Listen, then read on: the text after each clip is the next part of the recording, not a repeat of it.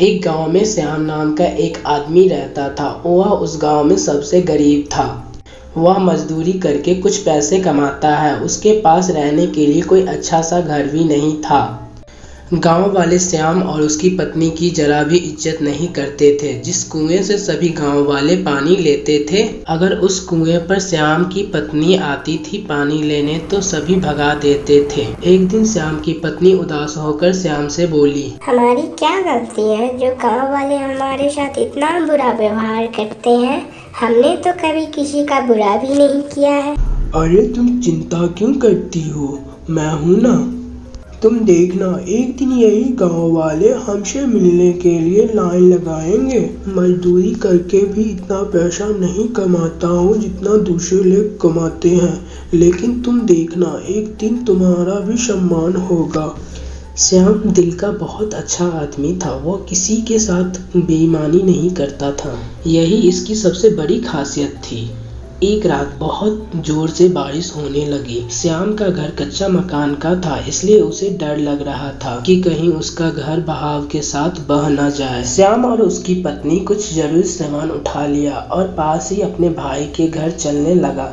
श्याम के भाई का पक्का का मकान था, इसलिए श्याम ने सोचा कुछ जरूरी सामान उसके घर पर रख देते हैं। श्याम अपने हाथ में सामान लेकर अपने भाई के घर के सामने खड़ा था और साथ में उसकी पत्नी भी आई थी। भाई बाहर आओ, कुछ काम है। श्याम का भाई बाहर आया और बोला, हाँ क्या बात है, बोलो। इतनी बारिश में यहाँ क्यों आए हो? भाई तुम्हें तो मेरे घर का हाल पता ही होगा। सारा सामान पानी में बह न जाए, इसलिए कुछ अपना जरूरी सामान तुम्हारे घर में रखना चाहता हूँ। क्या तुम्हारा सामान मेरे घर पे? नहीं नहीं नहीं नहीं, मेरी पत्नी बहुत डांटेगी। मैं नहीं रख सकता तुम्हारा सामान, तुम जाओ अपने घर में ही रहो। श्याम का भाई गुस्से में घर के अंदर चला गया। श्याम और उसकी पत्नी दुखी होकर अपने घर चले आए। बारिश बहुत तेज हो रही थी, इसलिए श्याम और उसकी पत्नी अपने सामान को देखभाल के लिए सारी रात जगे रहे। सुबह हुई, अब तक बारिश बंद हो चुकी थी। अब ऐसी बरसात के मौसम में श्याम को एक भी काम नहीं मिल पा रहा था। कुछ महीने इसी तरह गुजर गए और कुछ दिनों बाद उसके गांव में एक मेला लगा, जिसमें बहुत अमीर अमीर व्यापारी मेला देखने आए। एक अमीर व्यापारी अपनी गाड़ी से गाँव में आ गया। तभी जोर जोर से बारिश होने लगी। उस व्यापारी की गाड़ी कीचड़ में फंस गई। उसने बहुत कोशिश की पर गाड़ी कीचड़ से नहीं निकल रही थी। बारिश बहुत तेज हो रही थी। रात में कुछ लोग वहां से गुजर रहे थे। व्यापारी ने उससे मदद मांगी। इतनी बारिश में हम क्या मदद करें? ऐसा कहकर वे वहां से चले जाते हैं। लगातार बारिश हो रही थी। व्यापारी सभी को आवाज देकर बुला रहा था, पर सभी उसकी मदद करने से इनकार कर देता था। श्याम सभी जगह से काम मांगकर निराश होकर घर लौट रहा था। बारिश बहुत हो रही थी, इसलिए वह घर जा रहा था। तभी उसने देखा कि एक गाड़ी कीचड़ में फंसा हुआ है। मुसीबत में देखकर श्याम गाड़ी के पास आया और वह गाड़ी को कीचड़ से निकालने में मदद करने लगा। गाड़ी के पहिए कीचड़ में अंदर तक धंस चुके थे। अब इसके पहिए कीचड़ में अंदर तक धंस चुके हैं। मैं बगल से कीचड़ हटाता हूँ, आप गाड़ी निकालने की कोशिश कीजिए। बहुत मशक्कत के बाद गाड़ी कीचड़ से निकल गई। श्याम उसे देख रहा था। तभी अचानक से गाड़ी रुक जाती है।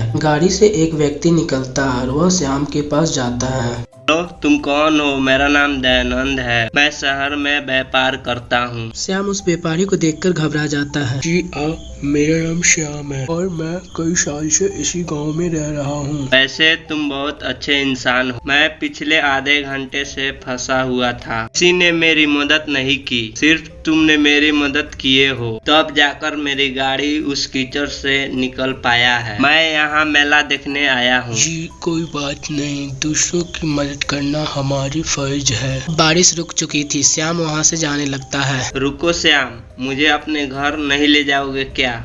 नहीं साहब, मुझ जैसे गरीब के घर जाके आप क्या करोगे? मेरे घर में चारों तरफ पानी ही पानी भरा है। आप मेला देखने जाए, मैं भी चलता हूँ। अब तो मैं तुम्हारे घर पर चलकर ही रहूंगा। जी अब आप इतना कह रहे हैं तो चलिए। श्याम दयानंद को अपने घर ले आता है। श्याम की पत्नी एक और पानी से बचकर चौपाई पर बैठी हुई थी। देखो साहब आए हैं। हमारे घर, देखो कुछ खाने को लेकर आओ। दयानंद श्याम का घर देखकर बहुत उदास हो गया। तुम क्या काम करते हो? साहब अब क्या बताओ, मैं तो कब से काम की तलाश में हूँ, कोई काम ही नहीं मिलता, बस इधर उधर से घूमकर कुछ मजदूरी का काम कर लेता हूँ। बारिश की वजह से अब वो भी बंद है। तब तक श्याम की पत्नी प्लेट में एक गुड़ का ढेला लेकर आई और बोली, साहब हमारे घर में बस अभी यही बचा है, कृपया इसे खा ले। हाँ, क्यों नहीं। श्याम, तुम्हें कोई काम नहीं मिल रहा है? अगर तुम चाहो तो मैं तुम्हें काम दे सकता हूँ। साहब क्या सच में आप मुझे काम देंगे? शहर में मेरे पास बहुत से काम होते हैं, सोच रहा था कि किसी ऐसे व्यक्ति को रख लूं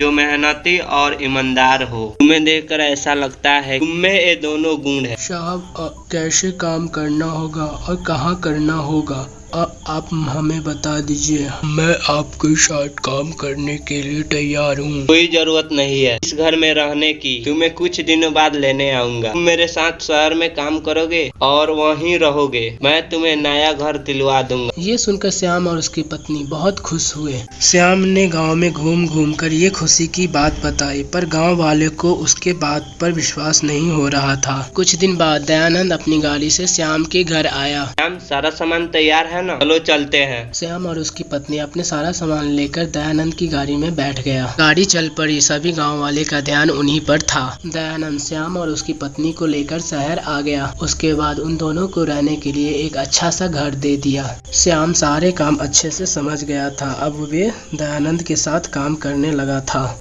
श्याम का घर बहुत सुंदर था, अब अच्छे खासे पैसे कमा लेता था। धीरे धीरे श्याम और उसके घर को देखने के लिए गांव वाले घर आने लगे थे। जिस भाई ने श्याम को घर में सामान रखने से मना कर दिया था, अब वह श्याम को भाई भाई कहता हुआ नहीं थकता था। श्याम ने आखिर ईमानदारी से वे सब कुछ पा लिया था जो अब तक नहीं था।